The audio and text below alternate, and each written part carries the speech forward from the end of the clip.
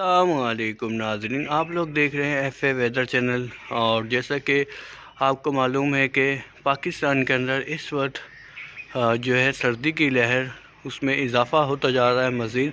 और ये जो महीना होता है जनवरी का, इसमें पाकिस्तान भर में मुसलसल यानी बहुत ज़्यादा सर्दी पड़ती है। और इस दफ़ा जो टेम्परेचर है वो इस्लामाबाद में ज़ीरो के करीब टेम्परेचर रिकॉर्ड किया गया, और उसके अलावा लाहौर में 2 डिग्री रिकॉर्ड किया गया। तो इसके आसपास यही टेम्परेचर आजकल रिकॉर्ड हो रहा है। और किसी किसी शहर में पाकिस्तान के यानी -18 यानी बनो अकल में -18 के -18 डिग्री टेम्परेचर रिकॉर्ड किया गया है।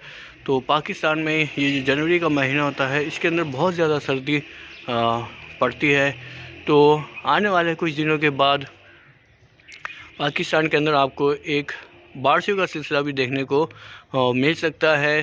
तो जैसे ही वो सिस्टम करीब आएगा इंशाअल्लाह ताला हम आपको अपडेट करेंगे।